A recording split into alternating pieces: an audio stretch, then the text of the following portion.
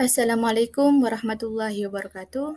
Bersama saya Faridatul Manawaroh dengan NIM 858180393. Baiklah, saya di sini akan menjelaskan tentang pembelajaran PKN di SD dengan tutor Bapak Lukman Budianto SPD MPD. Di sini saya akan menjelaskan tentang modul 5 dan modul 6, di mana pada modul 5 menjelaskan tentang konsep hak dalam Undang-Undang Dasar 1945 dan modul 6 konsep penegakan hukum di Indonesia. Selanjutnya masuk kepada modul 5. Di sini ada pengertian HAM. HAM adalah seperangkat hak yang melekat pada hakikat dan keberadaan manusia sebagai makhluk Tuhan yang Maha Esa dan merupakan anugerahnya yang wajib dihormati, dijunjung tinggi dan dilindungi oleh negara hukum, pemerintah, dan setiap orang demi kehormatan dan perlindungan harkat dan martabat manusia. Selanjutnya, masuk kepada nilai-nilai dasar dalam HAM. Di sini dibagi menjadi 3. Yang pertama ada kebebasan atau kemerdekaan. Yang kedua kemanusiaan atau perdamaian. Yang ketiga keadilan atau kesederajatan. Lanjut, berikutnya ada HAM dalam Undang-Undang Dasar 1945. Di sini terdapat banyak pasal di dalamnya.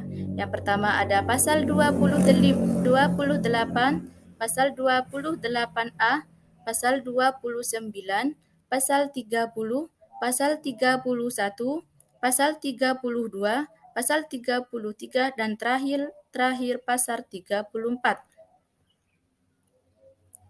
Selanjutnya, kasus HAM di Indonesia dibagi menjadi 2.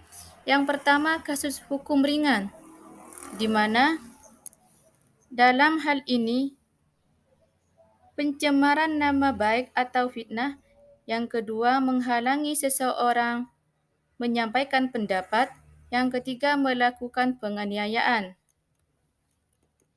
Selanjutnya, kasus HAM yang berat. Di sini ada pelanggaran HAM di Tanjung Priok dan Timur Leste, kemudian pembunuhan Marsinah, yang ketiga tragedi Trasakti dan Sumanggi, pembunuhan Munir. Baiklah, kemudian masuk kepada lembaga penegak HAM. Di sini ada 4 lembaga yang digunakannya. Yang pertama ada Komnas HAM, yang kedua Komnas Anti Kekerasan Perempuan, yang ketiga Pengadilan HAM, yang keempat Lembaga Bentukan Masyarakat. Selanjutnya masuk pada modul 6, di mana di modul 6 ada pengertian hukum. Pengertian hukum adalah peraturan-peraturan yang bersifat memaksa, yang menentukan tingkah laku manusia dalam lingkungan masyarakat yang dibuat oleh badan-badan resmi yang berwajib.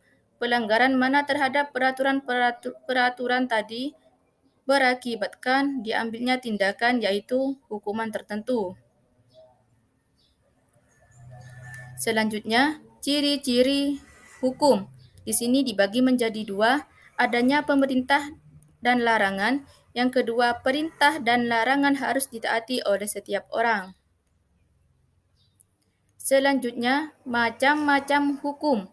Di sini dibagi menjadi 7 bagian. Yang pertama, menurut sumbernya, hukum undang-undang dasar, hukum kebiasaan, hukum traktat, dan hukum jurisprudensi. Yang kedua, menurut bentuknya, hukum tertulis dan hukum tak tertulis.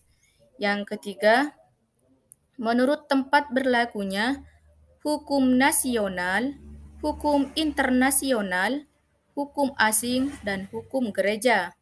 Yang keempat, menurut waktu berlakunya. Di sini dibagi menjadi 2 lagi, Lus Constitutum dan Lus Constituendum. Kemudian hukum asasi. Yang kelima, menurut cara mempertahankannya dan fungsinya. Di sini ada hukum material dan hukum formil. Yang keenam, menurut sifatnya atau daya kerjanya atau sanksinya dibagi menjadi hukum yang memaksa dan hukum tambahan. Yang ketujuh, menurut isinya ada hukum publik dan hukum privat. Selanjutnya, masuk ke dalam konsep negara hukum. Yang pertama, negara hukum adalah negara yang berlandasan hukum dan keadilan bagi warganya. Artinya, segala kewenangan dan tindakan semua warga negaranya termasuk pengguna semata-mata berdasarkan hukum atau diatur oleh hukum. Selanjutnya, 3 unsur negara hukum. Menurut A.F. Disev menganut sistem Anglo-Sawan yaitu the rule of law, terdapat 3 unsur penting dalam konsep negara hukum. Yang pertama, supremacy of law. Yang kedua, equality before the law. Yang ketiga, human right. Masuk kepada penegakan hukum di Indonesia. Di sini dibagi menjadi 3 bagian. Yang pertama ada norma, kemudian sanksi, yang ketiga delik.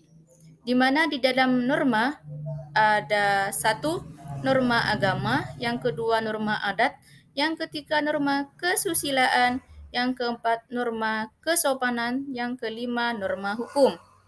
Di bagian sanksi, 1 ada sanksi pidana, di mana di dalam sanksi pidana ini dibagi menjadi 2. Yang pertama hukuman pokok, yang kedua hukuman tambahan.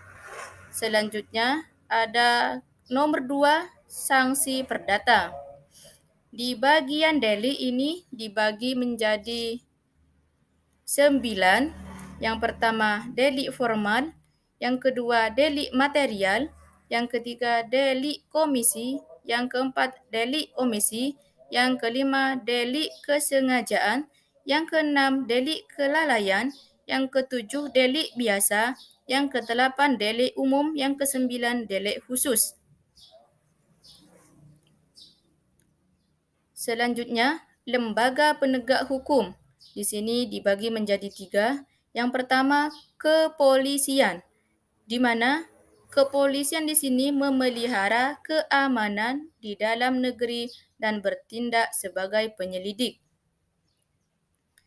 Yang kedua, kejaksaan, di mana di sini penuntut umum serta melaksanakan keputusan pengadilan yang tidak ditetapkan.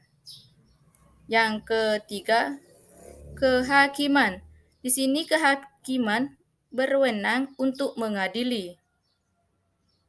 Selanjutnya, kasus-kasus yang berkaitan dengan hukum.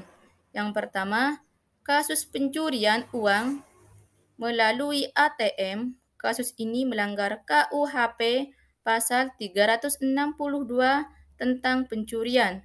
Kemudian nomor 2, kasus perampokan. Kasus ini melanggar KUHP pasal 339, 354, 355 dan pasal 368.